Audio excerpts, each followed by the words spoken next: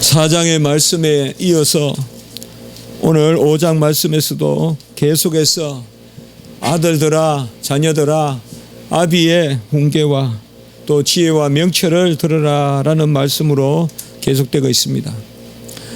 우리가 5장까지 매장 보지만은 이 지혜 호크만은 그저 죽어있는 그런 지식이 아니라 생명의 지식, 또 생명나무, 생명의 길, 그것이 된다는 것을 우리에게 알려주고 있습니다. 지혜가 영을 우리에게 준다라고까지 그렇게 말씀하고 있고, 이 지혜에 거하는 자는 온전히 의인의 길에 거하여 하나님의 복락을 누리는 영생의 자리에 서게 된다는 것을 누니 말씀하고 있습니다. 오늘도 5절의 말씀에 보면 생명의 평탄한 길, 6절에 생명의 평탄한 길을 바로 지혜 가운데서 찾으라. 그 생명의 평탄한 길이 21절에 보면 바로 여호와께서 주시는 바로 여호와 눈앞에서 행하고 또 여호와 눈앞에서 그 안전에서 거하는 그 길이 바로 생명의 길이고, 그것이 평탄한 길이라는 것을 우리에게 말해주고 있고, 그것이야말로 사람이 사람다운 그 길이라는 것을 말해주고 있습니다.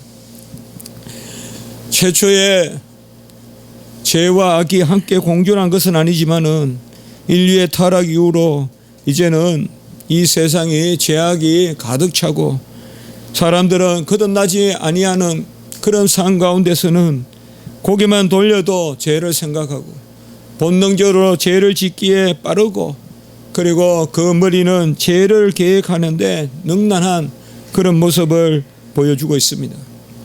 죄의 유혹이 끊임없이 이 세상을 가득 메우고 있어서 다스리지 아니하고 징치지 아니하고 다듬지 아니하면 그저 그 유혹에 끌려 넘어갈 수밖에 없는, 그것이 이 세상에 던져진 그런 인생의 모습이라고 볼 수 있습니다. 음녀의 입술이다라고 오늘 2절에서 3절까지 말씀하고 있습니다. 바로 음녀의 입술로부터 내 입술을 지키라. 그리고 그 가운데 근신을 지키라라고 2절과 3절에서 말씀하고 있습니다.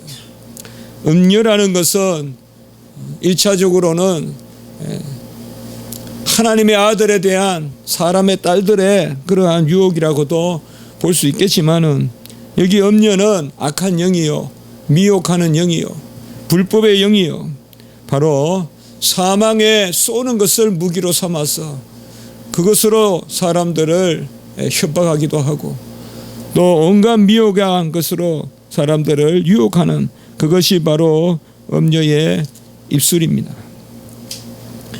음녀의 입술은 진리를 가장합니다. 진리에 대해서 말하지만 진리를 말하지는 않습니다. 진리에 관한 이야기를 합니다만은 진리 자체를 말하지는 않습니다. 오늘날 간영한 세태가 바로 그런 세태입니다. 차갑지도 뜨겁지도 않은 미지근한 상태의 진리. 우리의 진리는 복음의 진리입니다. 예수님이 진리십니다. 어떤 것도 예수님을 떠나서는 진리가 될 수 없어요. 어떤 책에서 말하는 어떤 것도 예수가 진리예요. 예수님이 아닌 것은 다 비진리입니다. 예수님이 아닌 것을 가지고 아주 달콤하고 부드럽게, 오늘 3절 4절의 말씀에 보면 꿀을 떨어뜨리는 것과 같이 달콤하고 또 기름칠을 한 것이 아주 미끈미끈한, 참 보면 안기고 말이죠, 아주 사근사근하게 우리에게 다가오는 그러한 말들이 오늘날 많이 가득 차 있습니다. 이러한 말들은 어떻게 보면 멸망의 전조라고 볼 수가 있어요. 달콤한 말들이 꽉 차는 것, 그게 바로 에레미야 시대 때 거짓 선지자들의 그러한 이야기입니다. 괜찮다, 괜찮다. 평안하다, 평안하다. 적들이 칼을 갈고 적들이 훈련을 받고 적들이 이제 군장을 갖추어도 평안하다 평안하다 하면서 그저 먹고 놀고 전혀 여호와께 뜻을 구하지 않는 그런 것들이 바로 이 음녀의 입술입니다. 제가 신학교 다닐 때만 해도 그래도 이단들은 더 뚜렷이 구별이 됐어요. 그렇기 때문에 나서지 못했어요. 그러나 요새 보면 불과 20년 정도 흘렀나요? 훨씬 교묘해지고 더 진리를 가장하고 이제는 아주 그냥 뭐가 뭔지 모르겠다 싶으니까 나서는 거예요. 이제 바깥에 나서서 어디 가나 이제는 피켓을 들고 있고 심지어 신학교 앞에도 오고 총회 앞에도 오고 또 전라도 광주 가서 발표할 때도 보고 오고 제가 가는 데마다 앞에 서서 그렇게 피켓을 들고 나타나는 것을 많이 보았습니다. 윤리가 귀하지만은 윤리는 절대 진리를 제공하지 않습니다. 어떤 심리적인 그러한 정신 질서가 영 버릴 것은 아니지만은 그것이 절대적인 영적인 질서를 우리에게 가르쳐 주지 못합니다. 오직 복음, 오직 그리스도의 말씀, 오직 하나님의 말씀 그것만이 진리인데 음녀의 입술이 미혹하고 그리고 보암직스럽고 먹은직스럽고 지혜롭게 할 만큼 탐스럽기도 한지라 하는 그러한 우리의 마음의 동함을 이용해서 편성해서 그것들이 행행하는 것을 볼 수가 있습니다.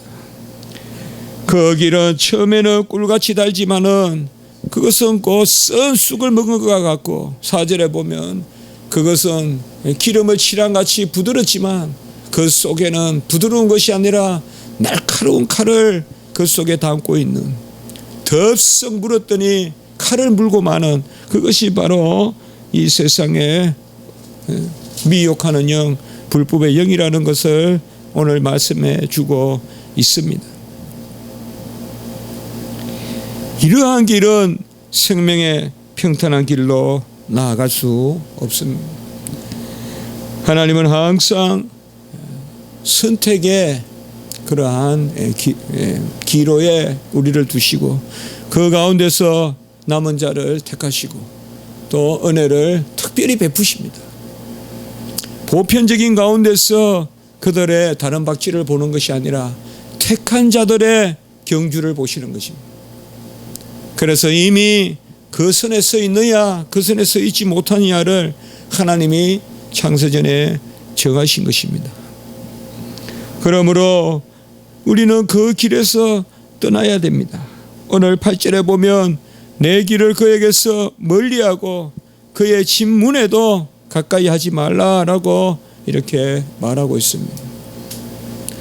악취가 풍기는 곳에 아무리 우리가 가서 향기를 낸다 해도 그 향기는 악취에 덮여버리고 맙니다. 악취는 몰아내든지 아니면 악취를 가까이 하지 않아야 됩니다.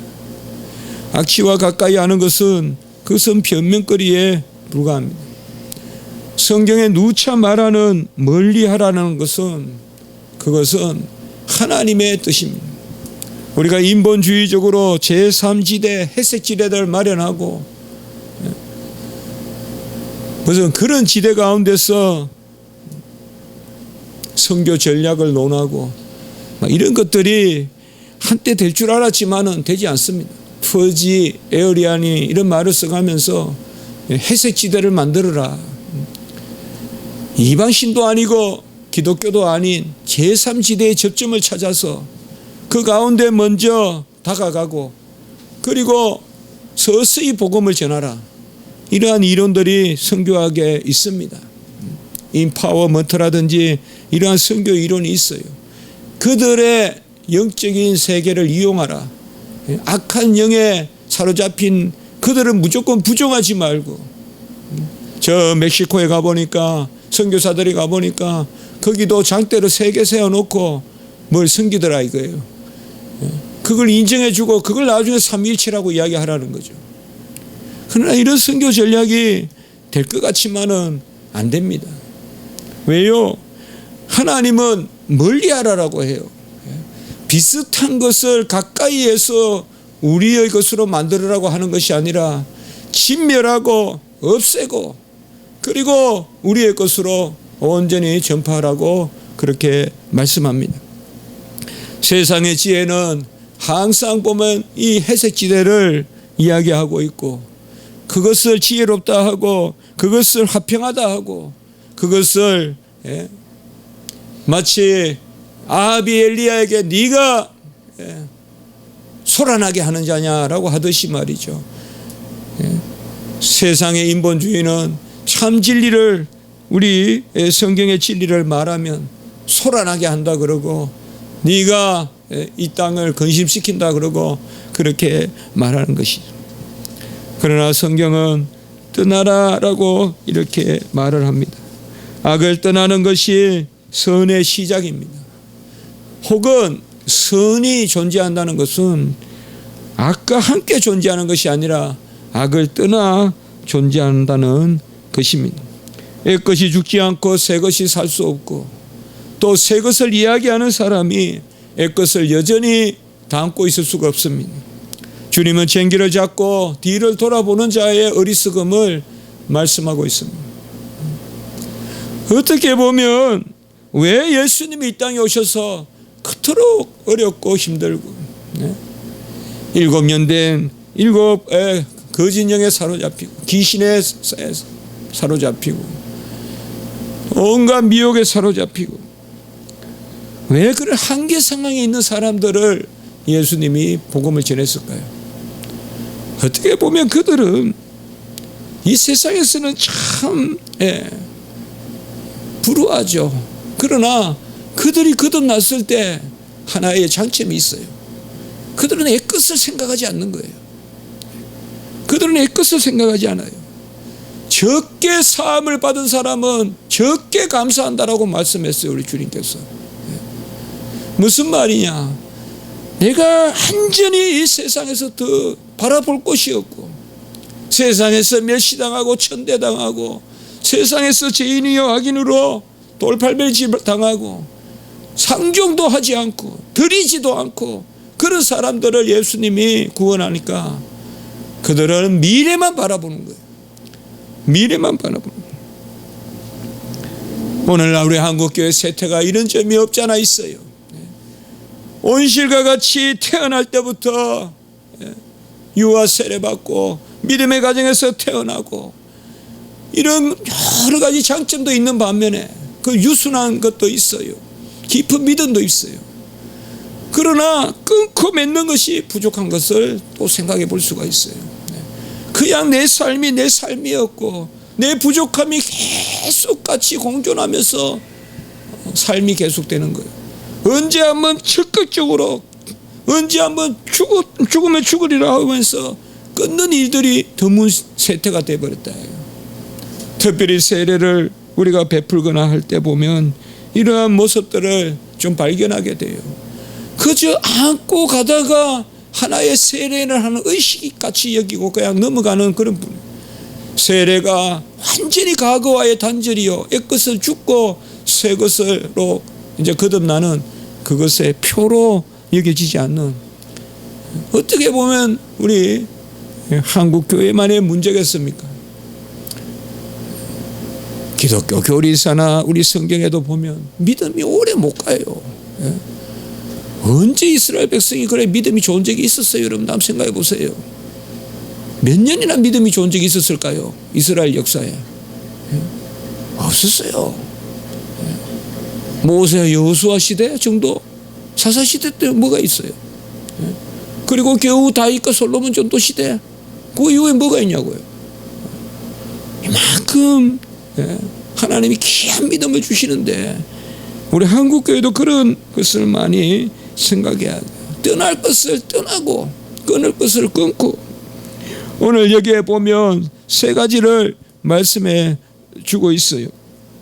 9절에 보면 내 존영을, 또 내 수완을, 10절에 보면 내 재물을 이렇게 말하고 있어요. 내 재물, 내 존영을 남에게 잃어버리게 되면 내 수완을 잔인한 자에게 빼앗기고 내 재물을 타인에게 탈취당하고 특별히 15절에서 우리가 연결해서 17절까지 보면 내 우물에서 물을 마시며 내 샘에서 흐르는 물을 마시라. 무슨 말이 여기서 너의 우물이라고 했어요. 나의 우물을 하지 않고. 이게 뭐냐? 하나님이 우리에게 주신 샘물에서 물을 마시고 하나님이 우리에게 주신 물이 집 밖에 흘러가서 타인도 그 물을 떠먹게 하지 말라는 거예요. 그리고 17절에 보면 그 물을 내게만 있게 하고 타인과 더불어 나누지 말라라고 이야기했어요. 오늘 이 잠언은 뭘 이야기하고 있느냐? 하나님이 우리에게 고유하게 주신 존영이 있어요. 수완이 있어요. 재물이 있어요. 내 셈이 있어요. 그것을 우리가 썩지 말라는 거예요. 그것을 그저 그냥 문 밖으로 흘러내고 그걸 그저 공유하고 그걸 그저 세속화시키고 그렇게 하지 말라는 거예요. 떠나라는 거예요. 하나님이 주신 것을 그것을 내가 가지고 있으라는 거예요. 내 존영이라고 했고 내 수완이라고 했고 내 재물이라고 했고 내 셈이라고 했어요. 그리고 내 물이라고 이야기했어요. 우리는 우리에게 주신 하나님이 주신 샘물이 있고 우리에게 주신 우물이 있고 우리에게 주신 존영이 있습니다. 하나님이 우리에게 주신 마땅한 존귀하고 영광스러운 자리를 우리가 잘 구별해야 돼요. 팥중 하나에 그걸 팔아버리면 안 된다 이 말이에요. 세속적인 어떤 가치에 진정한 가치를 팔아버리면 안 된다. 이 칭의와 성화가 요새 그릇 위에 대해서 성화를 위해서 칭의를 팔아버리는 이런 모습들이 많이 있어요. 그러면 성화가 아니에요. 그건 세속적 윤리하지.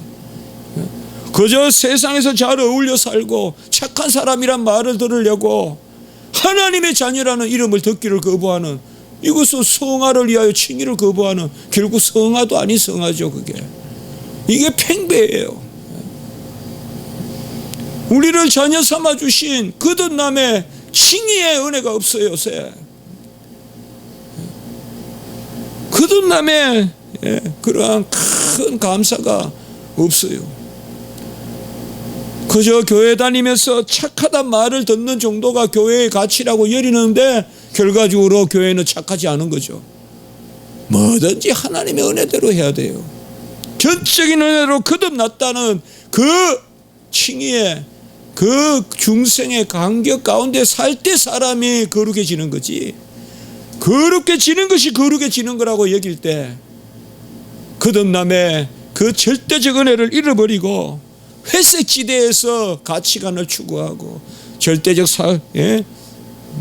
적극적 사고방식이니 어떤 심리적 정한이 어떤 윤리적 그러한 선인이 이런 것을 강조하다 보면 윤리적이지도 않게 되고 복스럽지도 않게 되고 결국은 다 그렇게 된다. 우리에게 다 주신 물이 있는데 이거는 저는 어떻게 보면 거듭날 때 주신 것이요, 거듭날 때 샘을 하나 주신 것이요, 어렵다 칭할 때 샘을 하나 주신 것이요, 자녀 삼을 때 샘을 하나 주셨는데 이 샘에 그냥 물꼬를 터서 그냥 이놈저놈 다 마시게 그냥 내놓고 그게 막 섞여버리는 그런 모습이 한국교회 모습이 아니냐. 이런 것을 우리 교회나 십자가지기 교회나 우리 한국교회나 또 제 자신이나 한번 생각해 보는 거죠. 참 뭔가 자다가 깨도 이 근심이 있는데 그런 근심인데 뭔가 잡힐 듯 잡힐 듯 하지만은 계기가 잘 생기지 않는, 그래서 끙끙끙끙 앓면서 자꾸 그쪽으로 빠져들어가는 것이 바로 오늘날 우리 믿음의 세태가 아닌가 한번 생각해 보는 거예요. 뭔가 모르게 찌렁찌렁 그냥 옛날에 자전거를 타고 삐뚤삐뚤 그러면서 교회에 와서 구원의 간격 예수천당만 외치던 그때의 어떤 그런 것들이 훨씬 더 순수해 보이고 뭔가 번지르르하게 챙기면서 교회에 나타나고 부유함을 자랑하고 잘 먹고 잘 산다고 말하지만은, 또 윤리적이라고 말하지만은, 고급적인 어떤 고급스러운 지식도 말하지만은, 뭔가가 온전치 못합니다. 아까 엄녀의 입술에 그 기름진 것, 엄녀의 입술에 그 달콤한 것과 화합하는 그런 것들이 우리에게 있지 않냐, 이렇게 우리가 한번 생각해 보는 것입니다. 절대적으로 거듭남, 하나님이 우리를 부르신, 물론 날마다 거룩해지는 이 삶이 너무 중요하죠. 그러나 주가 지금 너무 이쪽으로 와서 절대적인 하나님의 은혜, 우리를 처음 부르신, 처음 사신 그 은혜. 18절에 보면 내가 젊어서 취한 아내를 즐거워하라. 여기 젊어서 취한 아내와 음녀는 대조적으로 그려지고 있죠. 뭐 우리에게야 젊어서 취한 아내란 말이 와닿지 않지만, 이 이스라엘의 또 그러한 또 고대 근동의 그런 또 이야기에서는 이런 말이 훨씬 와닿겠죠. 우리가 뭐 다윗도 보면 또 늙어서 또 아내가 시종도는 분이 있고 그러잖아요. 그런 게 아니라 젊을 때 취한 아내, 이건 그저 젊을 때 취한 아내겠습니까? 그냥 순수한 지혜, 순수한 명철, 내셈, 이게 바로 내셈. 그리고 젊은 여자가 따라 나오잖아요. 젊은 아내가 따라 나오잖아요. 이건 어떤 뭐 결혼 생활 그것보다는 바로 하나님이 우리에게 근원적으로 주신 그 젊은 아내, 처음 지혜, 그 지혜를 즐거워하라라고 이렇게 말씀하고 있는 것입니다.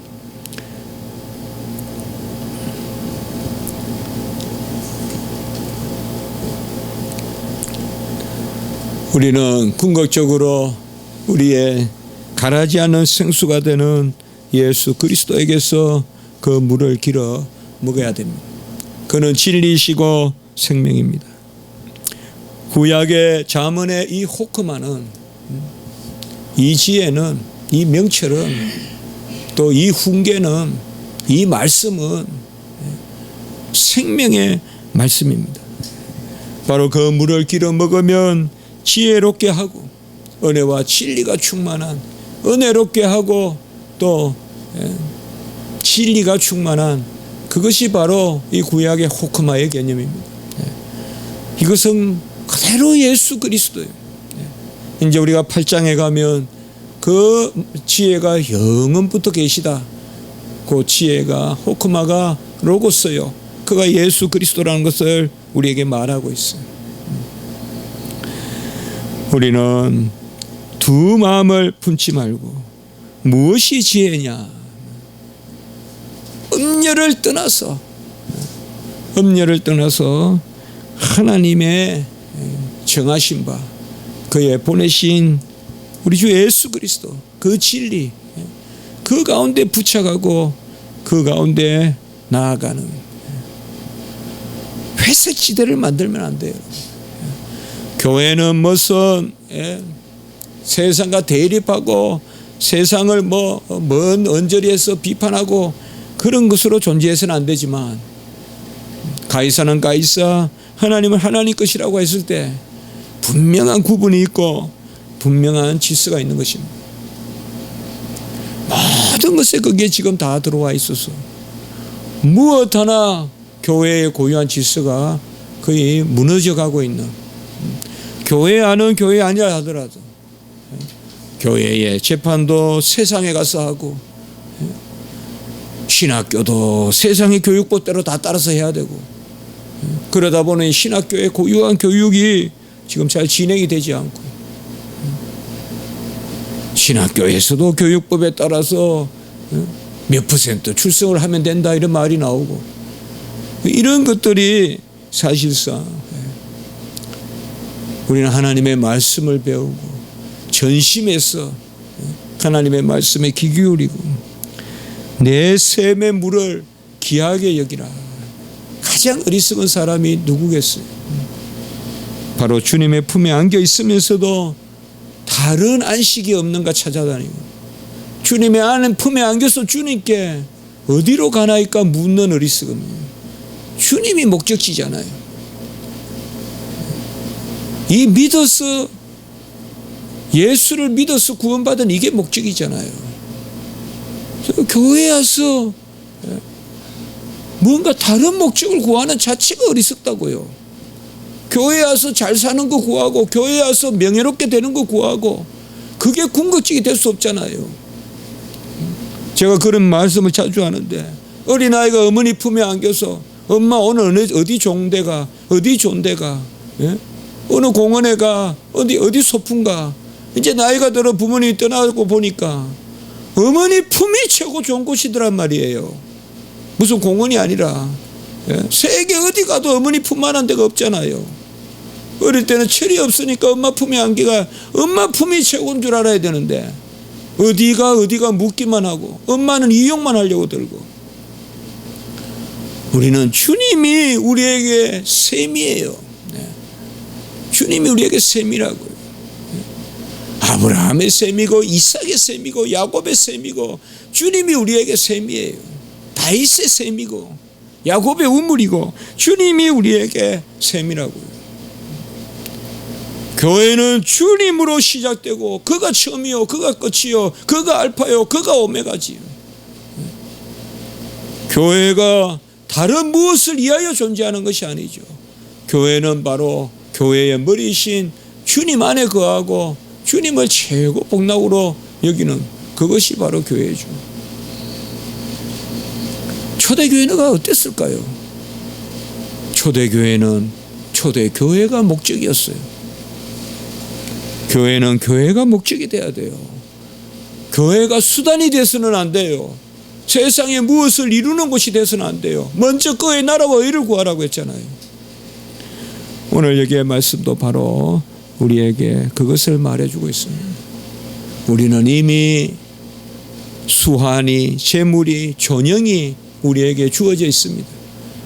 복된 존영이 있고, 복된 수환이 있고, 복된 재물이 우리에게 주어져 있고, 복된 물과 복된 셈이 우리에게 주어져 있습니다.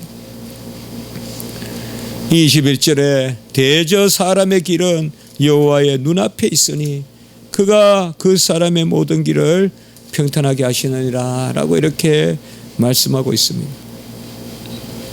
우리의 길은 여호와의 눈앞에 있다라고 이렇게 말씀하고 있습니다. 여호와께서 우리에게 모든 것을 여시고 그가 우리를 부르시고 그의 말씀을 듣게 하셨습니다. 우리는 이미 주신 것으로 족하게 여기고 그의 말씀을 즐거워하고, 젊을 때의 아내와 같이 다른 품을 그리거나 연모하지 말고 오직 하나님이 우리에게 주신 그는 되는 셈을 우리가 즐거워하고, 내 자신이 셈이 돼야 돼. 일이 일비하지 말고, 바깥에 무슨 일로 절망하거나 바깥에 무슨 일로 지나치게 기뻐하지 말고, 그냥 내 안에 셈이 끊임없이 너의 셈이라고 했어요. 너의 셈, 너의 물이라고 했어요. 샘물이라고 했어요. 그것을 기억하고 하나님께 영광 돌리기를 원합니다. 기도드리겠습니다. 걸어가고 자비로우신 하나님 아버지, 생명의 평탄한 길을 저희들에게 예비하시고 그 지혜로 명철로 그 훈계로 우리를 날마다 깨우시니 감사를 드립니다. 내 셈을 보존하고 내 샘물로 기뻐하고 그것을 터치어 다른 사람이 그것을 마시고 그것을 다른 사람 것과 아버지여 썩는 그런 자리에 서지 않도록 저희들 도와주시고, 멀리할 것 멀리하게 하시며 이미 주신 것을 감사하고 기뻐하는 저희들이 되게 해 주시옵소서. 이제 주님 앞에, 하나님 앞에 우리 기도드릴 때 저희들의 연약함을 채울하시고 우리 마음의 소원과 간구를, 그 눈물과 통곡을 기억하여 주시옵소서. 구주 예수 그리스도 이름으로 감사하며 기도드리옵나이다. 아멘.